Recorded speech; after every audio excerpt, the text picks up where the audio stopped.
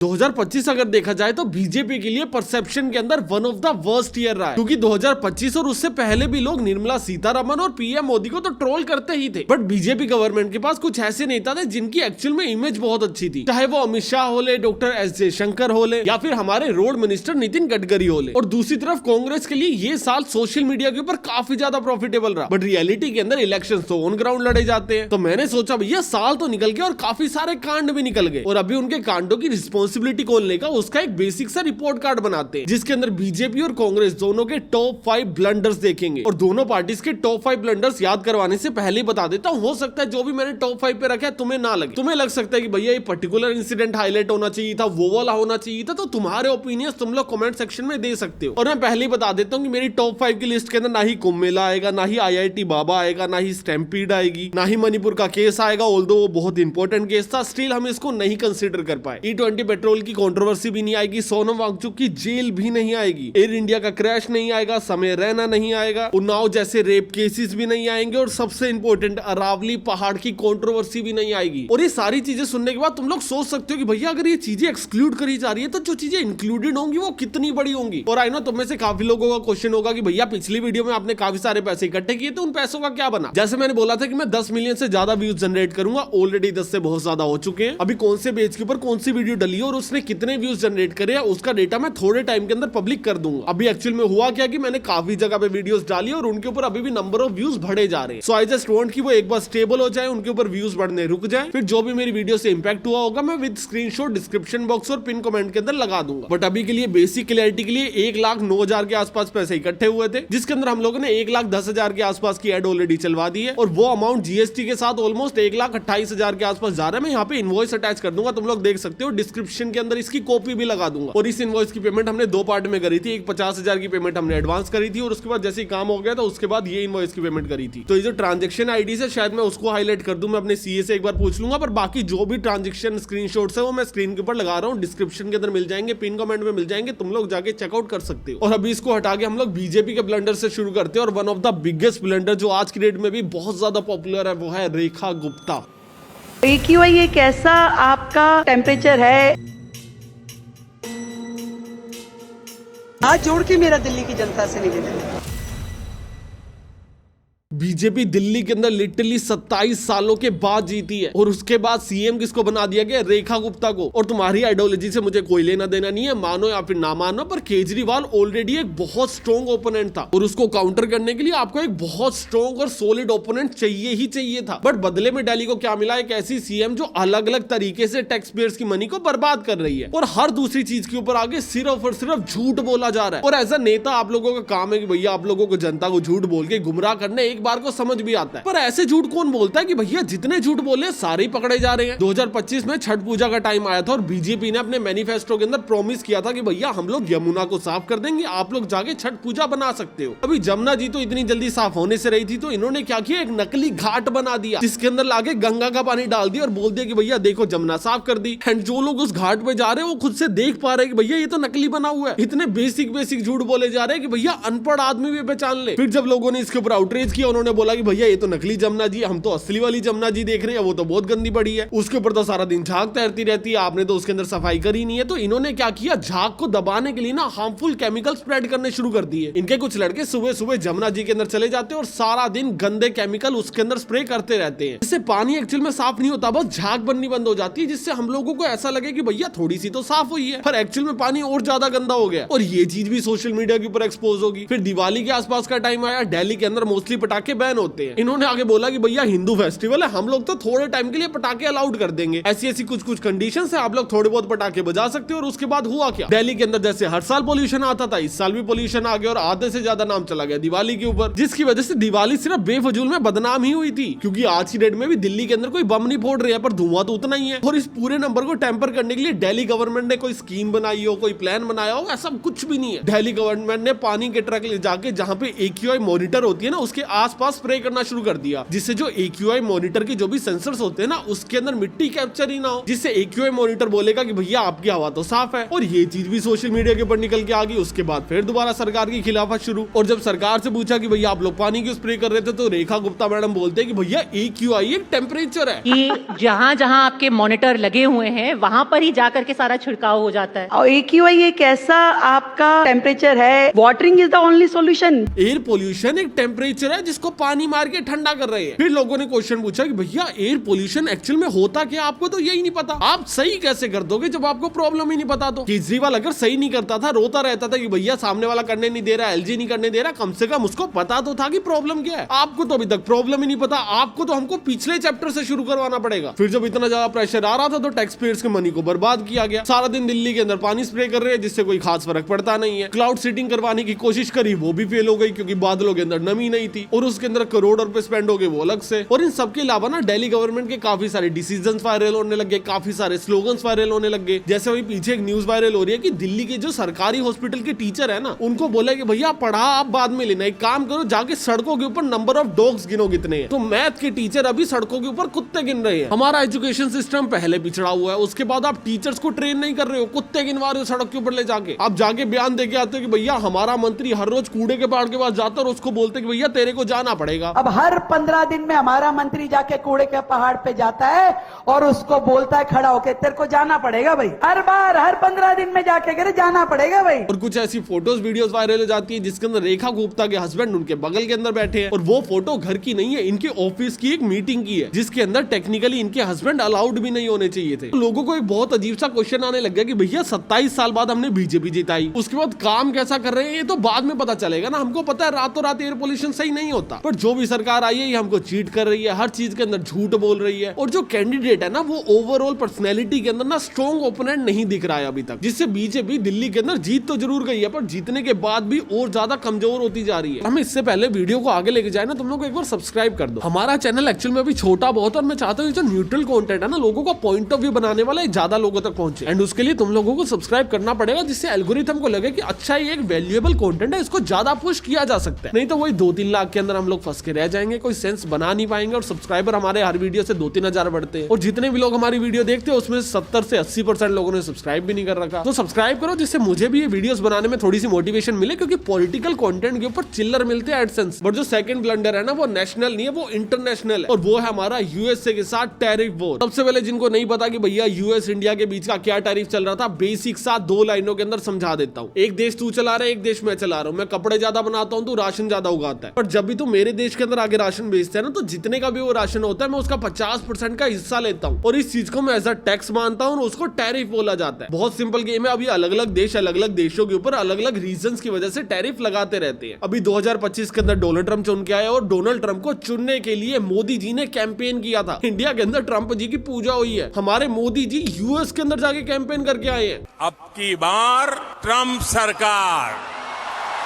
और ट्रंप के जीतने के बाद ट्रंप चाचा ने क्या किया, हमारे ऊपर 50% का टैरिफ लगा दिया। और ये टैरिफ क्यों लगाया जा रहा है इसको भी मैं बहुत शॉर्ट के अंदर एक्सप्लेन कर देता हूँ। जो डोनाल्ड ट्रंप है ना, उसका यूएस के अंदर जीतने का एक बहुत बड़ा रीजन है फार्मर्स, जो उनके टोटल वोट परसेंटेज का 35% से भी ज्यादा वोट शेयर कंट्रीब्यूट करते हैं। तो ट्रंप का एक बहुत सिंपल सा गेम है कि भैया मैं अपने फार्मर्स को ज्यादा प्रॉफिट दूंगा जिससे मुझे दोबारा वोट मिल सके। अभी ज्यादा प्रॉफिट आप लोग कैसे दोगे, उनके बिजनेस को प्रमोट करके, उनके माल को ज्यादा जगह बिकवा के, ज्यादा महंगा बिकवा के, यही प्रोसेस होगा। और अभी यूएस क्या करता है, अपने फार्मर्स को ना बहुत ज्यादा इंसेंटिव देता है, काफी सारी फ्रीबीज दी जाती है, काफी सारी स्कीम्स होती है, जिसकी वजह से वहां पे जो क्रॉप्स उगती है ना वो काफी ज्यादा सस्ती होती है। और क्योंकि उनके पास टेक्नोलॉजी बहुत एडवांस है तो बहुत हाई क्वांटिटी के अंदर प्रोड्यूस होती है। अभी वो सारी फसल बेचने के लिए कोई बड़ा देश चाहिए जो सारी फसल को कंज्यूम कर पाए। तो सबसे पहले ट्रंप ने ट्राई किया चाइना के साथ। 2017 के अंदर यूएस में डोनाल्ड ट्रंप की सरकार थी और उस टाइम पे चाइना के ऊपर टैरिफ लगा दिया गया और उनको बोला गया कि भैया हमसे फार्मिंग का ज्यादा सामान खरीदा करो, थोड़े सीड्स खरीद लो, थोड़ा राशन खरीद लो, थोड़ा दूध खरीद लो। और चाइना ने उल्टा क्या किया, जो ऑलरेडी खरीद रहे थे उसको भी खरीदना बंद कर दिया, जिसकी वजह से वहां के फार्मर्स को और ज्यादा घाटा होना शुरू हो गया। फिर उसके बाद दोबारा इलेक्शन हुए, डोनाल्ड ट्रंप हार गए, जो बाइडेन की सरकार आई, 5 साल रूल की और 5 साल के बाद दोबारा बारी आती है डोनाल्ड ट्रंप की। और इस बार दोबारा आते ही एकदम सेम स्ट्रेटेजी, चाइना के ऊपर टैरिफ लगाया कि भैया हमसे ज्यादा सामान खरीदो। चाइना ने उल्टा टैरिफ लगा दिया दोबारा से। और अभी अगर प्रैक्टिकली देखा जाए ना तो यूएसए काफी हद तक ना डिपेंडेंट है चाइना के ऊपर, क्योंकि उनकी काफी सारी कंपनी जो अपनी प्योर मैन्युफैक्चरिंग करती है ना वो चाइना के अंदर ही करती है। तो थोड़े टाइम तक उनकी ट्रेड वॉर चली, उसके बाद उनको सेटलमेंट करना पड़ा और यूएस ढूंढ रहा था एक और ऐसा देश जो भैया ज्यादा से ज्यादा राशन कंज्यूम कर पाए। फिर उन्होंने ट्राई किया इंडिया के ऊपर। अलग अलग बहाने दिए गए कि भैया आप लोग रशिया से तेल खरीद रहे हो, आप लोग हमारे ऊपर बहुत ज्यादा टैरिफ लगा रहे हो, हम आपके ऊपर टैरिफ लगाएंगे, और अगर आप लोग चाहते हो कि भैया हम लोग आपके ऊपर टैरिफ ना लगाए तो हमारे साथ एक ट्रीटी साइन कर लो। और उस ट्रीटी के अंदर बहुत क्लियरली मेंशन है कि भैया जो भी यूएस के फार्मिंग के गुड्स होंगे ना वो इंडिया के अंदर आके सस्ते में बिकेंगे और आप लोग उसके ऊपर कोई भी टैरिफ नहीं लोगे। और अभी की डेट में इंडिया यूएस गुड्स के ऊपर काफी क्रेजी टैरिफ लगाता है, जिसका बहुत क्लियर एजेंडा कि भैया इंडियन फार्मर्स को प्रोटेक्ट किया जाए। जैसे मैंने बताया कि यूएस के अंदर काफी सारी सब्सिडी मिलती है, काफी ज्यादा एडवांस टेक्नोलॉजी है, तो जो उनकी प्रोडक्शन है वो काफी सस्ती हो जाती है। और जैसे यूएस की क्रॉप इंडिया के अंदर एंटर करनी शुरू हो गई और सस्ते के अंदर बिकनी शुरू होगी ना, तो इंडियन फार्मर और ज्यादा ट्रबल के अंदर आ जाएंगे। और ये एग्रीकल्चर इंडस्ट्री आज की डेट में भी इंडिया का 18% से ज्यादा जीडीपी कंट्रीब्यूट करती है और डायरेक्टली और इनडायरेक्टली 35 से 40% का पूरा लाइवलीहुड सिर्फ और सिर्फ एग्रीकल्चर के ऊपर ही डिपेंडेड है। तो अगर कल को यूएस इन्वेजन हो जाते हैं अपने सस्ते प्रोडक्ट के बाद, तो भैया ये 35 से 40% लोग बेरोजगार थोड़ी हो जाएंगे। तो यूएसए बहुत ज्यादा कोशिश कर रहा है कि भैया इंडिया एग्रीकल्चर गुड्स के अंदर टैरिफ को कम करे, और इंडिया उसको बिल्कुल भी नहीं कर रहा, क्योंकि भाई वो कर ही नहीं सकता। वो अपने 35 से 40% पॉपुलेशन के अगेंस्ट के अंदर बिड नहीं करेगा। और अभी तुम में से काफी लोग ना इसको एक सक्सेस स्टोरी की तरह देख सकते हैं कि भैया यूएस ने कितना मर्जी प्रेशर बनाया पर इंडिया वाले मान नहीं रहे हैं। बट इसको एक फेलियर स्टोरी भी देखा जा सकता है, और मैं तो उसी नजर से देख रहा हूँ, क्योंकि जिस बंदे को जिताने के लिए आपने कैंपेन की है, जो बंदा आपको हर दूसरी लाइन में बोल देता है कि Modi is my very good friend, वही बंदा आपके ऊपर 50% से ज्यादा का टैरिफ लगा के बैठा है, और उसकी वजह से इंडियन बिजनेस सफर कर रहे हैं। मतलब इंडिया का जो भी सामान यूएस के अंदर जाता है उसकी कॉस्ट 50% से बढ़ चुकी है, जिसकी वजह से लोगों का सामान बिकना बंद हो गया और वो फाइनेंशियल क्राइसिस फेस कर रहे हैं। पर 2025 के अंदर इंडिया ने सिर्फ और सिर्फ ट्रेड वॉर नहीं लड़ी है, इंडिया ने एक्चुअल में एक रियल वॉर भी लड़ी है, जिसको आप लोग ऑलमोस्ट एक वॉर बोल सकते हो, जो शुरू होती है पहलगाम से। And yes, I am talking about the Pahalgam attack.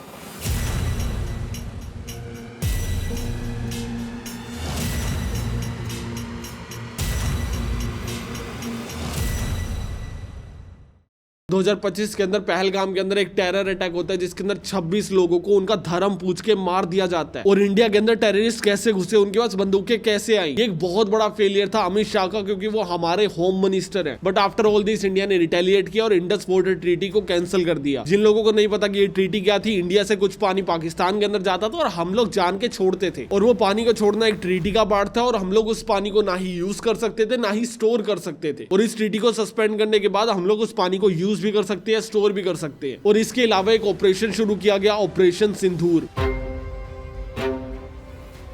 जिसके अंदर पाकिस्तान और पीओके के अंदर नो टेरर कैंप्स को टारगेट किया गया, जिसके अंदर हजबुल्ला मुजाहिदीन, लश्कर तैयबा और जैसे मोहम्मद जैसे टेररिस्ट ग्रुप थे। और इस ऑपरेशन सिंदूर के बाद पाकिस्तान ने भी रिटेलिएट किया और इंडिया के ऊपर ड्रोन छोड़ने शुरू कर दिए। हम लोग ऑलमोस्ट एक फुल फ्लैश वॉर के अंदर उतर ही चुके थे। पाकिस्तान टर्की से ड्रोन्स ले रहा था, जिससे वो इंडिया के ऊपर हमला कर रहा था, बट सक्सेसफुली इंडिया ने ऑलमोस्ट सारे के सारे ड्रोन्स को हवा के अंदर ही तबाह कर दिया। और इस वॉर के चलते चलते एक और वॉर शुरू होगी, और वो थी नैरेटिव वॉर। पाकिस्तान ने खुद को विक्टिम दिखाना शुरू कर दी कि भैया हमारे ऊपर तो अटैक हो रहा है, हम लोग तो खुद टेररिस्ट से परेशान है, ये लोग हर बार आते हैं और हम पे ब्लेम लगा देते हैं। और यही नैरेटिव वॉर के अंदर आग लगाने के लिए इंडियन मीडिया एकदम फ्रंट गेट के ऊपर खड़ी थी। पूरी की पूरी इंडियन मीडिया ने भर भर के प्रोपेगेंडा और फेक न्यूज फैलाई, और इसी बीच आईएमएफ ने पाकिस्तान का लोन तक पास कर दिया। और ये दोनों तरफ से जो भी रिटेलिएशन हो रहा था, ये रुका पता कैसे? डोनाल्ड ट्रंप के ट्वीट करने के बाद कि भैया मैंने दोनों देशों का राजीनामा करवा दिया। अभी इस चीज के अंदर ना प्रॉब्लम समझो, जब हमारे देश ने किसी और देश के ऊपर अटैक किया था तो हमें रीजन पता था, हमें बताया गया था कि भैया देखो पहलगाम के अंदर अटैक हुआ, हम लोगों को रिटेलिएट करना है। बाकी जो भी उस टाइम पे बॉर्डर स्टेट्स के अंदर बैठे थे, सबको डर लग रहा था कि भैया कल को एक फुल फ्लैश वॉर हो गई तो भैया पता नहीं क्या होगा, हमारी जान को खतरा हो सकता है, थोड़ी सेफ्टी कंसर्न्स हो सकते हैं। ऑलमोस्ट बॉर्डर स्टेट वाले सारे डरे हुए थे, पर स्टिल लोगों को पता था कि भैया वॉर क्यों हो रही है। बट जब वॉर को रोक दिया गया तो उसका एक ऑफिशियल स्टेटमेंट नहीं दिया गया कि भैया क्यों रोक दी गई है। बस इतना ही बोला गया कि भैया ऑपरेशन सिंदूर को रोका नहीं गया, सिर्फ और सिर्फ होल्ड पे डाला गया। पर क्यों होल्ड पे डाला गया, इसका रीजन भी नहीं दिया गया। और दूसरी तरफ डोनाल्ड ट्रंप ने आज तक 50 बार चिल्ला चिल्ला के बोल दिया कि भैया मैंने इंडिया को धमकी दी थी, मैंने इंडिया को बोला था कि भैया अपनी वॉर करनी रोक दो और मैं तुम्हारे साथ बहुत ज्यादा बिजनेस करूंगा। और ये चीज सुन के इंडिया ने वॉर करना रोक दिया, और हम लोग इस स्टेटमेंट के ऊपर बिल्कुल भी विश्वास नहीं करते। बट ट्रंप के इस स्टेटमेंट को बार बार बोलने से क्या हुआ, इंडिया की ग्लोबल लेवल पे थोड़ी बहुत बेइज्जती हुई। और जिस लेवल पे डोनाल्ड ट्रंप ने झूठी खबरें फैलानी शुरू करी ना, इंडिया ने कभी उसको ढंग से रिटेलिएट भी नहीं किया। पार्लियामेंट के अंदर जबरदस्ती एक दो लाइनें बुलवा दी तो बुलवा दी, अदरवाइज इंडिया ने इस पूरी कंट्रोवर्सी को इग्नोर करना शुरू कर दिया। जिसकी वजह से राहुल गांधी ने तो कुछ ऐसे स्लोगन्स भी शुरू कर दिए कि भैया नरेंद्र सरेंडर, कैसे सरेंडर कर दिया, क्यों कर दिया, और ये सीरियसली एक बड़ा क्वेश्चन था। और अभी हम लोग ये सारी चीजों से उभरे ही थे। उसके बाद एक और चीज होती है और वो है दिल्ली लाल किला ब्लास्ट, जिसको अगर तुम लोग एक लेंस से देखोगे तो एक बहुत बड़ा बॉम्ब ब्लास्ट प्लान किया जा रहा था। पूरी की पूरी टेरर एक्टिविटीज चल रही थी और ये बॉम्ब ब्लास्ट होने से पहले पुलिस ने 3 टन से भी ज्यादा एक्सक्लूसिव को पकड़ लिया था, काफी सारे वेपन्स पकड़ लिए थे, काफी सारे लोगों को गुजरात और कश्मीर के अंदर पकड़ लिया था। बट उस सबके बाद भी ये बॉम्ब ब्लास्ट हुआ और 15 से ज्यादा लोगों ने अपनी जान गंवा दी। अभी पुलिस, सरकार और प्रशासन ने मिलकर इतने बड़े बॉम्ब ब्लास्ट को होने से रोक दिया, इसके लिए इनको पूरा क्रेडिट जाना चाहिए। पर अगर आप लोगों ने इतने बड़े बॉम्ब ब्लास्ट को रोका और उसका क्रेडिट ले रहे हो, तो जो छोटा बॉम्ब ब्लास्ट हुआ उसके अंदर जो 15 लोगों की जान गई है उसका क्रेडिट भी आप ही को जाएगा। और क्रेडिट नहीं, हम इसको एक्चुअल में ब्लेम बोलेंगे, उसका ब्लेम भी आप ही को जाएगा, क्योंकि होम मिनिस्ट्री आज की डेट में भी अमित शाह के हाथ में ही थी। और ये 15 लोगों के ऊपर भी अटैक नहीं होना चाहिए था, ये अमित शाह का काम है। और अगर फिफ्थ और मोस्ट रिसेंट ब्लंडर देखे तो वो है वोट चोरी। अभी मैंने वोट चोरी को सरकार के ब्लंडर के अंदर क्यों रखा, तो मैं मेरी वीडियो देख के समझ आएगा। 7 अगस्त 2025 को राहुल गांधी एक प्रेस कॉन्फ्रेंस करते हैं जिसके अंदर वो दुनिया को बताते हैं कि भैया कैसे इंडिया के अंदर वोट चोरी हो रही है। और इस सारी कॉन्वर्सेशन को बैक करने के लिए वो कुछ डेटा प्रेजेंट करते हैं। और जो डेटा प्रेजेंट किया जाता है वो महादेवपुरा का किया जाता है, जिसके अंदर बोला जाता है कि भैया 1,16,500 से ज्यादा गोस्ट और फेक वोटर्स है। 42,000 लोगों के वोट डिलीट कर दिए गए, जिसके अंदर से 85% जो भी लोग है ना वो SC और ST कास्ट के अंदर आते हैं। इलेक्शन कमीशन हमें CCTV फुटेज नहीं दिखा रहा, इलेक्शन कमीशन हमें कंप्यूटर रीडेबल डेटा भी नहीं दे रहा। 38,000 से ज्यादा डुप्लीकेट वोट है और 8,000 से ज्यादा ऐसे वोट है जिनके पास हाउस नंबर ही नहीं लिखा हुआ, जिसके अंदर राहुल गांधी ने बहुत सीरियस ब्लेम लगाया कि भैया बीजेपी वोट चोरी कर रही है और उसकी वोट चोरी करने में इलेक्शन कमीशन उसकी मदद कर रही है। जिसका एक बहुत सिंपल सा रिप्लाई होना चाहिए था कि भैया वोट चोरी इंडिया के अंदर करना पॉसिबल ही नहीं है। बट राहुल गांधी की 7 अगस्त की प्रेस कॉन्फ्रेंस के बाद 13 अगस्त को बीजेपी की साइड से रिप्लाई आता है। क्वेश्चन पूछे गए थे इलेक्शन कमीशन से और रिप्लाई आता है बीजेपी की साइड से। रिप्लाई के अंदर अनुराग ठाकुर बोलते हैं कि भैया हम लोग थोड़ी वोट चोरी करते हैं, तो कांग्रेस वाले कर रहे हैं। केरल के अंदर काफी सारे ऐसे लोग हैं जिनकी एज 99 ईयर्स की और उनसे वोट डलवाया जा रहा है। कोलकाता के अंदर एक घर के अंदर 92 वोट रजिस्टर है। और ऐसे कुछ और एग्जांपल देके नैरेटिव चेंज करने की कोशिश करें कि भैया हम लोग वोट चोरी नहीं कर रहे हैं, ये लोग वोट चोरी कर रहे हैं, जिसको सुन के जनता को एक चीज की क्लैरिटी मिल गई कि अच्छा वोट चोरी पॉसिबल है। आप वोट चोरी कर रहे हो, हम वोट चोरी कर रहे हैं, वो तो अलग बात है। पहले लोग राहुल गांधी के ऊपर विश्वास नहीं कर रहे थे, उनको लगा कि भैया बिहार का इलेक्शन है, जीतने के लिए कर रहे हैं। फिर बीजेपी के बंदे आगे बोल रहे हैं कि भैया वोट चोरी तो ये लोग कर रहे हैं, मतलब वोट चोरी पॉसिबल है इंडिया में। तो बीजेपी ने आगे चीजें साफ करने की बजाय उल्टा रायता फैला दिया। फिर एंट्री होती है इलेक्शन कमीशन की 17 अगस्त को। इलेक्शन कमीशन की तरफ से प्रेस कॉन्फ्रेंस की जाती है जिसको ज्ञानेश्वर कुमार लीड करते हैं, जिसके अंदर जो भी राहुल गांधी ने सवाल पूछे थे उसके जवाब देने का नाटक किया जाता है। अभी मैं नाटक क्यों बोल रहा हूँ, तुम लोग इस चीज को समझ पाओगे। एक ऐसी ऑर्गेनाइजेशन जिसके under her political party registered है, अगर उसको इंडिया की one of the biggest opposition के वन ऑफ द बिगेस्ट नेता आगे बोल रहे हैं कि भैया वोट चोरी चल रही है, तो वो आके क्या बोलेंगे कि भैया वोट चोरी नहीं हो रही है और उसके ये प्रूफ है, या फिर वो आगे बोलेंगे कि भैया हम लोग एक इन हाउस सर्वे करवा लेते हैं उसके बाद आपको जवाब देंगे। ज्ञानेश्वर सर ने दोनों ही नहीं बोला, ज्ञानेश्वर सर ने तीसरी बात आके बोली। उन्होंने आगे बोला कि भैया अगर आप लोगों को लगता है कि वोट चोरी हो रही है तो एक काम करो, रिटर्न में ओथ दे दो, और अगर नहीं दे पा रहे हो तो आपके पास सिर्फ और सिर्फ 7 दिन है, आके माफी मांगो। और पूरी प्रेस कॉन्फ्रेंस में राहुल गांधी की बुराइयां करी जा रही है। फिर इन्होंने जवाब दिया कि भैया ऐसे कुछ वोटर होते हैं जिनका हम लोग हाउस नंबर या फिर एड्रेस मेंशन नहीं करते, क्योंकि उन लोगों के पास कोई घर ही नहीं है, कोई पुल के नीचे रहता है, कोई सड़क पे रहता है, अब उनको क्या वोट डालने का अधिकार नहीं है। जब ये चीज सोशल मीडिया के ऊपर आई, लोगों ने बोला यार अधिकार तो बिल्कुल है, पर कोई तो रेफरेंस होगा, कौन से पुल के नीचे रहता है, कोई तो एड्रेस लिख के रखो यार, आपने एड्रेस ही नहीं डाल रखा। तो लोगों को ना इलेक्शन कमीशन सर की बातों पे थोड़ा बहुत शक होने लगा, पर शक तक भी चीजें रुक जाती तो वहीं ठीक था। पर उसके बाद बनी है मीमे, क्योंकि राहुल गांधी ने ब्लेम लगाया था कि भैया इन्होंने CCTV फुटेज डिलीट कर दी और हमको दिखा नहीं रहे। और इसी की तरफ से जवाब आता है कि भैया आप बताओ, क्या माँ बहन की वोट डालते की फोटो को साझा करना चाहिए क्या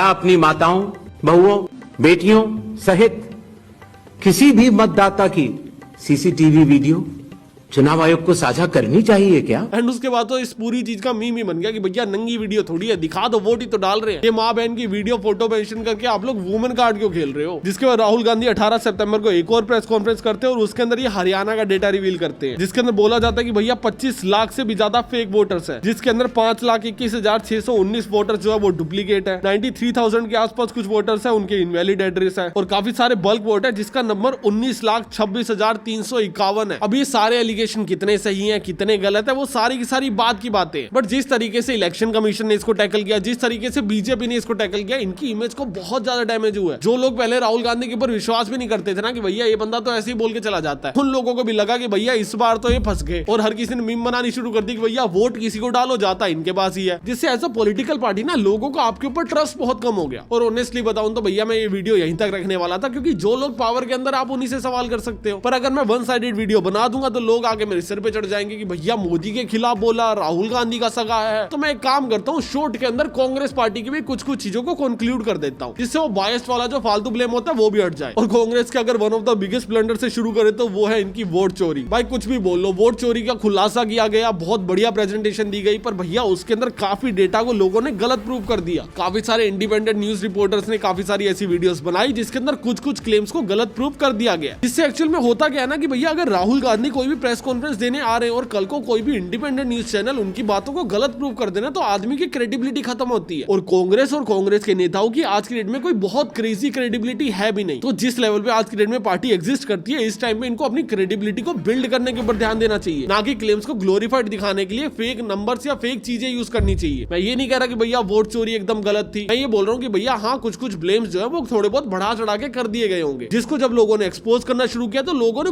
पूरी प्रेस कॉन्फ्रेंस के ऊपर क्वेश्चन करना शुरू किया। लोगों ने ये नहीं बोला कि अच्छा ये वाला क्लेम गलत होगा बाकी तो सही है, लोगों ने बोला कि भैया ये वाला पकड़ा गया तो बाकी भी पकड़े जाएंगे, जिससे आपने खुद ने लोगों को एक लूप होल दे दिया आपको क्वेश्चन करने का। बल्कि क्वेश्चन इस टाइम पे बीजेपी और ईसी से होना चाहिए था, और अगर ओवरऑल देखा जाए तो इस चीज को और बेटर वे से टैकल किया जा सकता था। और अभी क्योंकि कांग्रेस गवर्नमेंट पावर के अंदर ही नहीं थी तो इनके पास ज्यादा अथॉरिटीज ही नहीं थी। अब ज्यादा अथॉरिटी नहीं है तो भैया ज्यादा ब्लंडर्स कर भी नहीं सकते ये लोग। तो छोटे मोटे अगर ब्लंडर गिनवा दो तो भैया बिहार इलेक्शन बहुत बुरी तरह हारे, दिल्ली के अंदर 0 सीट आई थी इनकी, तो आप लोग इसको ब्लंडर में गिनना चाहो तो गिन सकते हो। कर्नाटक के अंदर ये अभी भी रूल कर रहे हो और उसके अंदर फाइनेंशियल क्राइसिस आ चुका है। आपके पास ऑलरेडी लिमिटेड स्टेट्स है, आप लोग उनका मॉडल बनाओ ना। आप लोग बनाओ कि भैया जैसा कर्नाटक को डेवलप किया ना हमारे लोगों ने, वैसा ही कर देंगे पूरे देश को। एक मॉडल ला के जनता को पेश करो ना। आपकी जो 4-5 जगह प्रेजेंस है उसके अंदर भी ब्लंडर्स हो रखे हैं। कर्नाटक गवर्नमेंट ने ओपनली आगे बोला कि भैया हम लोग सरकारी नौकरी नहीं निकाल रहे क्योंकि हम पे पैसे ही खत्म हो गए, हमारे पास सरकार चलाने को ही पैसे नहीं है, हमको और ज्यादा लोन लेना पड़ रहा है। और ये क्यों किया जा रहा है? क्योंकि ओवर कमिटमेंट्स कर रखी थी वोट जीतने के लिए, काफी सारी फ्रीबीज और स्कीम बांटी जा रही है वहां पे, और बल्कि सरकार का बजट नहीं है इतना, जिसकी वजह से 2023 के अंदर कर्नाटक गवर्नमेंट का जो लोन था वो 4 लाख करोड़ रुपए का था, और वो 2025 के अंदर बढ़ के 7.5 लाख करोड़ से भी ज्यादा का हो चुका है। अभी इनका अगला ब्लंडर भी कर्नाटक से आ रखा है। जुलाई 2025 के अंदर आरसीबी अपनी विक्ट्री परेड निकाल रही थी, जिसके अंदर 11 लोगों की स्टैम्पीड से डेथ हो गई। जिस स्टेडियम की कैपेसिटी 35 से 40 हजार लोगों की थी उसके अंदर 1 लाख बंदा घुस गया, और 1 लाख लोग तो अंदर घुस गए थे, 2 से 3 लाख लोग स्टेडियम के बाहर खड़े थे। और पुलिस मैनेजमेंट ये सारी चीजें बहुत ज्यादा बुरी थी, जिसकी वजह से स्टैम्पीड और काफी लोगों की अपनी